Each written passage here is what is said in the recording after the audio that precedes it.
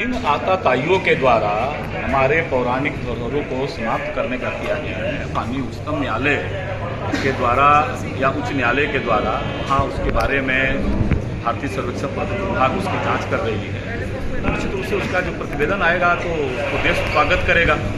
और जैसे प्रभु श्री रामचंद्र जी के अस्तित्व के बारे में भी इसी प्रकार के सवाल उठते थे और आज माननीय उच्चतम न्यायालय के निर्णय के आलोक में पूरा देश उसके स्वागत के लिए खड़ा है और भव्य राम मंदिर का निर्माण हो रहा है, तो देश की जनता आशान्वित है कि देश की जनता जो ज्ञानवापी के बारे में जो चर्चा आ रही है तो हम लोग भी माननीय न्यायालय का निर्णय का स्वागत करेंगे। असली चेहरा है कांग्रेस ने इसी प्रकार से देश के जनमानस को भ्रम में डाल करके बांग्लादेशी घुसपैठियों को संरक्षण देने के लिए, वोट बैंक की राजनीति को बढ़ावा देने के लिए जनसंख्या पहले असंतुलित कराती है, उसके समर्थन में सदन में से लेकर के सड़क पर तक बोलते हैं और इस प्रकार की बातें डाल करके राज्य की जनता को, देश की जनता को प्रारंभ से भ्रम में डालने का काम किया है।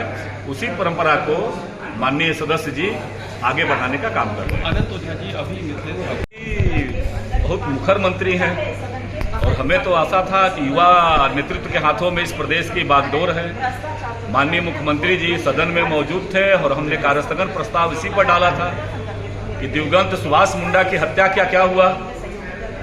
झारखंड की बेटी रबिका पहाड़ीन जो आदिम जनजाति से आती थी, उस रबिका पहाड़ीन को टुकड़ों में काटा गया। चाईबासा के अंदर जनजाति आदिवासी समाज का नरसंहार हुआ।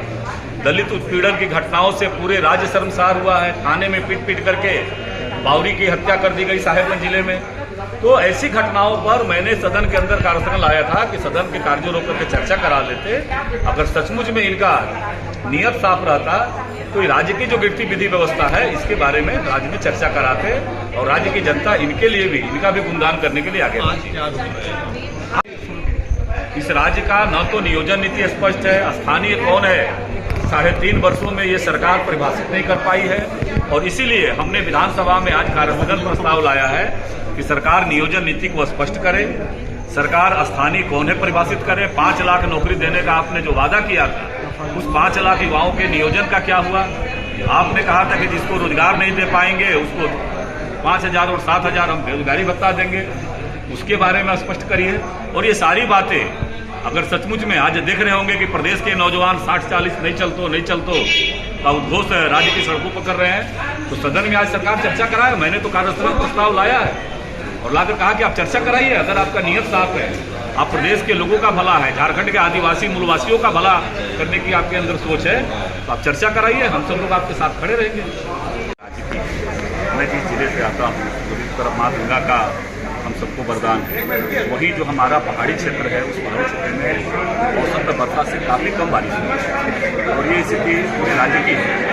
तो निश्चित रूप से सरकार जनता को प्रेरित सरकार होती है। जनता के अंदर जो स्पंदन है, आज किसान भाइयों की स्थिति हमारी कितनी खराब है, उनके मन में संशय बना हुआ है कि क्या होगा भविष्य हमारा, और वैसी स्थिति में किसान संकट में है। भारतीय जनता पार्टी ने सदन के आज बाहर हमने सदन के माध्यम से, विधानसभा के माध्यम से सरकार का ध्यान आकर्षित कराने का काम किया है कि सरकार सुखाड़ क्षेत्र घोषित करे और किसानों के कल्याणार्थ, क्योंकि ये पूरे 4 साल में ये किसानों को सूचित करने की दिशा में कोई काम नहीं किया और इसीलिए हम लोगों ने कहा कि सुखाड़ क्षेत्र घोषित करके किसान कल्याण की जो योजनाएं हैं उसका सुदृढ़ और क्रियान्वयन कराने की दिशा में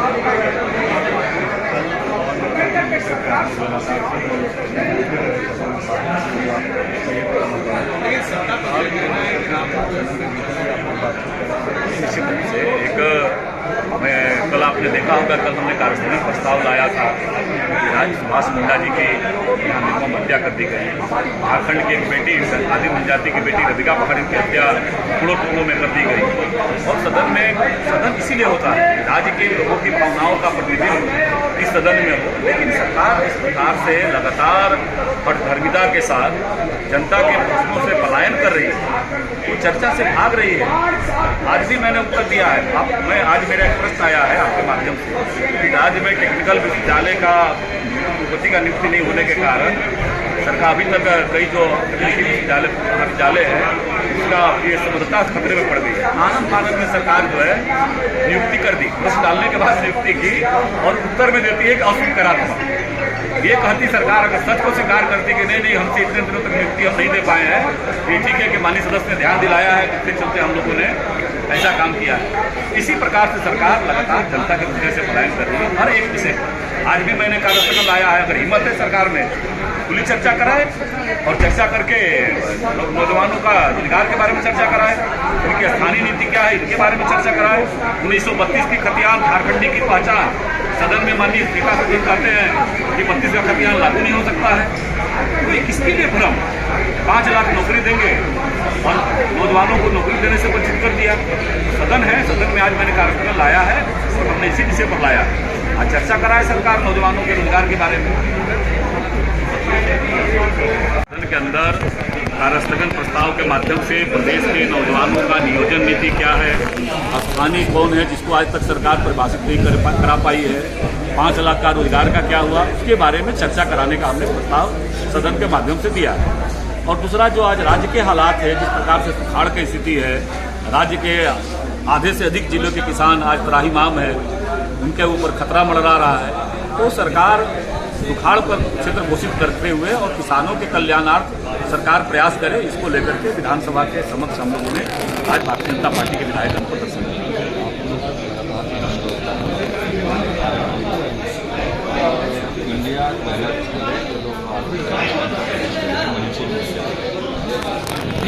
जनप्रतिनिधि या राजनीतिक दल काम करते हैं, उस राज्य के हालात के बारे में चर्चा कराने की इनकी नीति नहीं है। कल ही मैंने लाया था विधि व्यवस्था पर, सुभाष मुंडा जी की हत्या हो जा रही है, रविका पहाड़ी को टुकड़ों टुकड़ों में काट दिया गया, चाईबासा के अंदर आदिवासी का नरसंहार हुआ, दलित बेटियों के साथ दुराचार की घटनाएं घटी, देबू तुरी का थाने में पीट करके मार दिया जाता है। और ऐसे लगातार दलितों के ऊपर, आदिवासियों के ऊपर अत्याचार हो रहे हैं, उनकी हत्याएं हो रही है और सरकार मौन साधे हुई है। और इस प्रकार का नरगल प्रलाप करके ये केवल और केवल राज्य के जनता को भ्रम में डाल करके और दिग्भ्रमित करने का ये काम कर रहे हैं।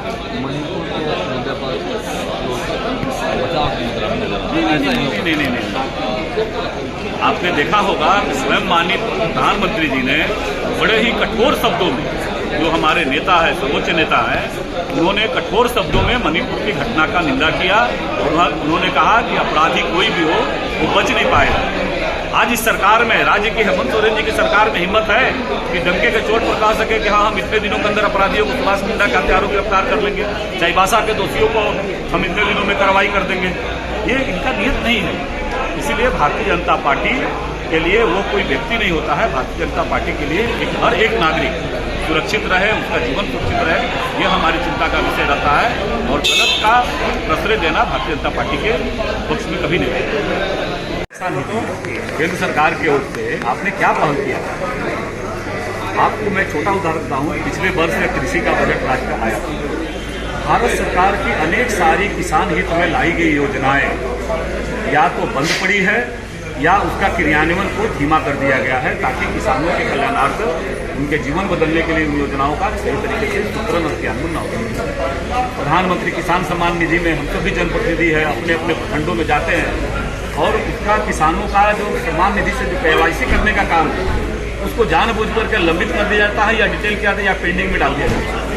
तो आखिर अगर इस सरकार का नियत साफ रहता तो चाहे भारत सरकार हो या राज्य सरकार होता तो राज्य के नागरिकों के हितों में ही इन योजनाओं का सूत्रण होना था।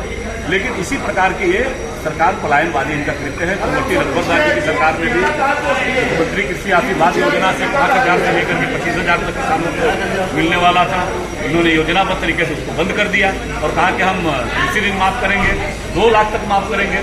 आप स्वयं एक बार सर्वे करा लीजिए किसी भी अंचल का कि इन्होंने 2 लाख तक किसी भी अंचल में कितना किसानों का ऋण माफ किया। और इसी प्रकार का नियत है। इसलिए अभी वर्तमान में जो राज्य का हालात है, सुखाड़ क्षेत्र हो गया है, बारिश नहीं होने के कारण किसान बीजारोपण करके और निराशा में है, वातावरण में है। इसलिए पहले कदम उठाते हुए राज्य सरकार से हम लोग मांग करते हैं कि राज्य सरकार किसान के लिए अनेक योजनाओं का सूत्रण करे और